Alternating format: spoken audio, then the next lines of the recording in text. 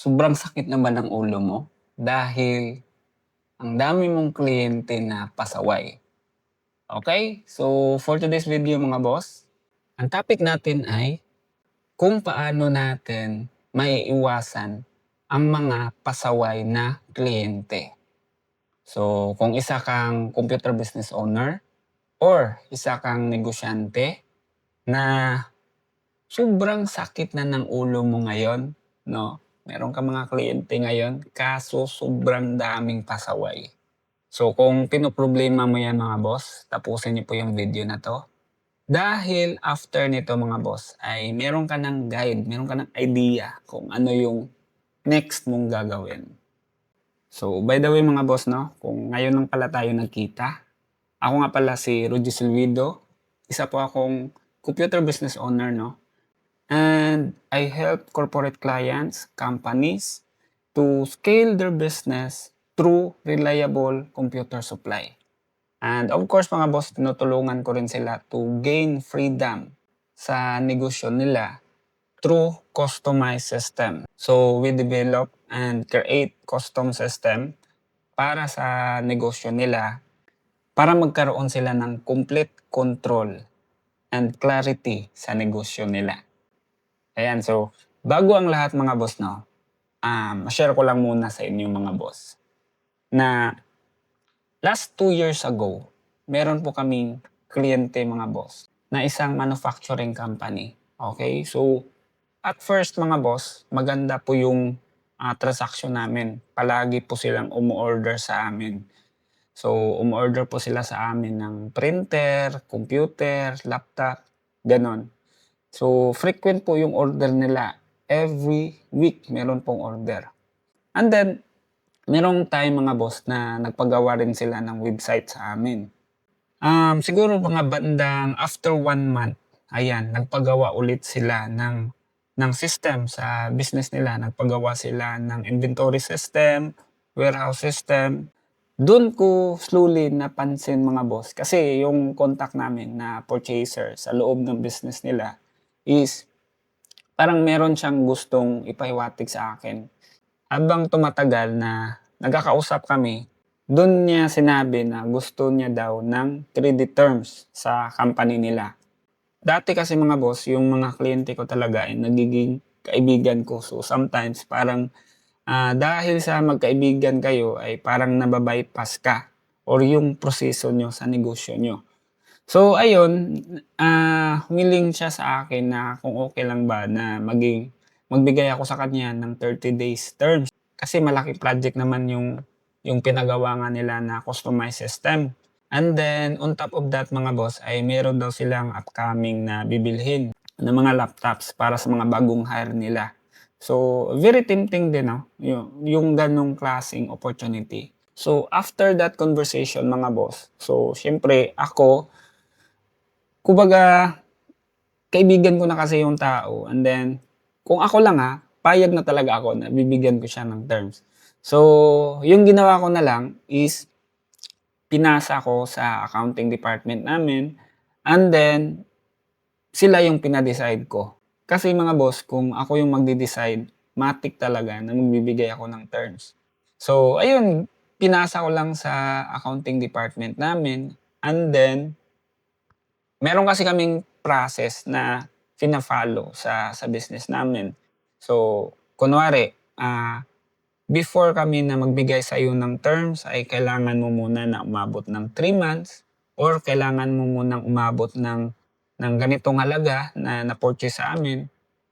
And then based on our history, do'n kami magde-decide kung magbibigay kami sa'yo ng credit terms.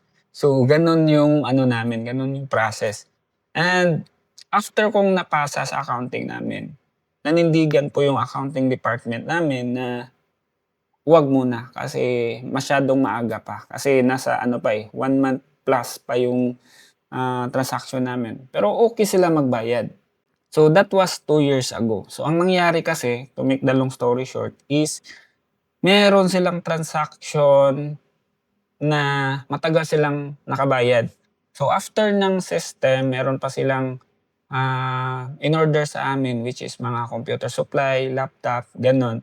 And nagkaproblema yung accounting namin sa kanila dahil umabot na ng 3 months bago sila nakabayad.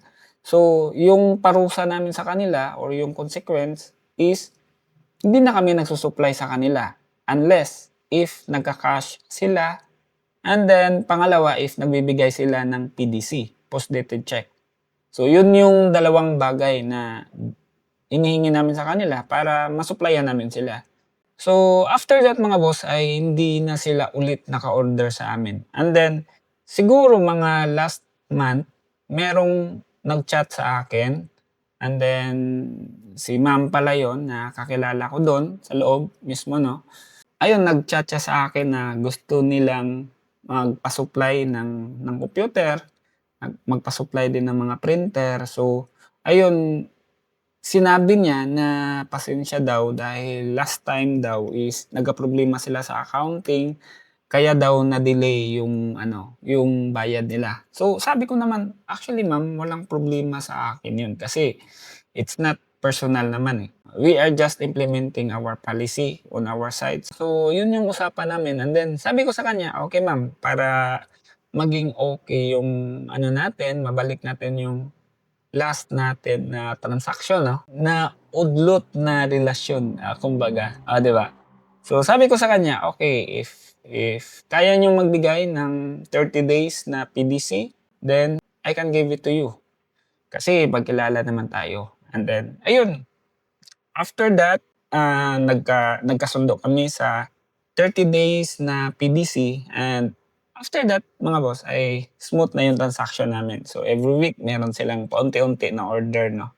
And kagandahan is safe kami dahil PDC yung hinihingi namin, post-dated check. So, yan yung solusyon namin sa problema namin sa mga kliyente na medyo nagkaproblema sa pagbayad. So, dun sa topic natin, kung paano natin maiiwasan yung mga kliyente, 'no, na masakit sa ulo. Sa mga ise-share ko sa inyo, siguro magbibigay ako ng 3 ways on how to prevent, 'no? Kasi in reality hindi naman talaga natin 'yan maiiwasan, right? Kasi aminin natin or sa hindi, kahit na iwasan natin 'yan sila, pero meron talagang mga kliyente na masakit sa ulo. Yung magagawa na lang natin is i-prevent na lang natin na hindi 'yan mangyayari or i-minimize natin, 'di ba? So, number 1 is set proper expectation sa mga kliyente mo. So, dapat unang-una pa lang kung meron kayong transaksyon, bigyan mo talaga sila ng clear policy ng company niyo. Okay? So, in that way mga boss, if something happen in the future, kunwari matagal silang magbayad or hindi sila nako-contact and merong problema on their end, so all we have to do is to just implement our policy. So, yun yung pinakauna para maprotektahan natin yung sarili natin sa mga ganong klaseng customer. So, number 2, on how to minimize, 'no, yung mga ganong klaseng customer, yung mga pasaway. Okay, so second is dapat meron kang filtering system. So, sa amin mga boss, first things first, if merong kliyente na lumapit sa amin or nag-inquire, kailangan namin niyang i-filter kung anong klaseng customer yan. End user ba yan o yung mga normal lang na customer? Company clients ba yan or corporate clients? Mga big corporations? Or pangatlo is government client ba yan? So, dapat alam natin yan. Dapat ma-filter mo kung sino yung mga katransact mo. So, pangalawa mga boss, dapat ma-filter mo kung yung kliyente mong kausap is local ba sila or foreigner. Kasi sa amin mga boss, meron kami mga kliyente na mga BPO clients, and most of the time, we are talking to the owner itself. So sometimes from the US, sometimes from Australia, from the UK. So you should filter that one also para alam mo kung paano mo i-position yung pricing nyo, and paano nyo siya kakausapin. And lastly mga boss, para maiwasan natin or para ma-minimize natin yung mga pasaway na kliyente sa negosyo natin is dapat meron kang tracking system. So, ano ba yung tracking system? So, sa amin mga boss, tina-track po namin yung mga kliyente namin. So, sa system namin, meron po akong mga tinitignan na reports, dashboards, no? So, unang-una mga boss ay tina-track ko po how frequently sila umu-order sa amin. Meron kasi mga kliyente mga boss na mabilis umorder, no? Every week, every day, merong iba every month. So, kailangan po natin yang malaman para malalaman natin, no, kung paano natin i-position yung business natin. And then, pangalawa mga boss, tina-track ko po kung okay ba sila magbayad. Sad to say mga boss, merong mga malalaking kumpanya, malalaking korporasyon na sobrang delay na magbayad. Okay? Para sa akin ha, based sa experience ko, mas maganda na makipag-transact sa mga maliliit na company or yung mga startup pa lang kasi mabilis silang magbayad. Pero doon sa mga malalaki, nako, ang sasakit ng ulo ko dyan sa kanila. Ang hirap singilin. Isa kasi sa napansin ko mga boss, based on my experience, ako, negosyante rin ako. Strategiyan nila eh. The more na dinidili nila yung bayad nila, dinidili nila yung pagpalabas ng pera sa company nila, eh, mas maganda yon sa cash flow nila. 'Di ba? So, gets ko yon yung mga ganong klaseng strategy. Pero, it happen lang talaga na hindi siya pabor sa atin. So, yun lang yung problema. Kaya nga sila ganon, kasi malaking company yan eh. So, most of the time, meron talaga silang accounting department dyan. Magaling, sobrang galing yung accounting department nila. And then, pinapahaba talaga nila yung proseso para ma-delay yung paglabas ng pera. So, yun lang naman. Yun yung pinakapunot dulo is para masalba nila or para ma-improve nila yung cash flow nila. So, ayun na mga boss, yung tatlo lang muna. Okay? So, una, dapat meron kang proper expectation, no? Sa mga kliyente mo, kung ano yung rules and regulations nyo, kung ano yung policy nyo sa company. Pangalawa mga boss, dapat meron kang filtering system. Okay? Pangatlo is dapat meron kang tracking system. Tina-track mo yung behavior, tina-track mo yung performance ng mga kliyente mo. Okay, so bakit ko nga pala 'to sinishare sa inyo? So, sinishare ko po ito sa inyo ngayon mga boss dahil naniniwala po ako mga boss, no, na kung gusto nating mapalaki yung negosyo natin, naniniwala po ako mga boss na kailangan nating bawasan ang ating mga kliyente. Hindi po lahat ng kliyente natin ay isi-serve natin. So, pipiliin lang talaga natin yung mga karapat-dapat na kliyente.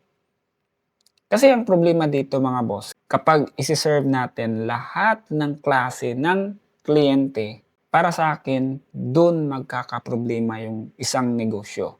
And para sa akin, hindi po yun scalable. Kasi sure ako mga boss na kapag isi-serve mo lahat ng kliyente, is mauubos lang yung oras mo doon sa mga pasaway na kliyente. So, goal natin mga boss no sa computer business is to focus on the quality ones. Doon tayo pupusta. Ayos? So, ayun lang mga boss, no? Sana meron kang natutunan sa topic natin today.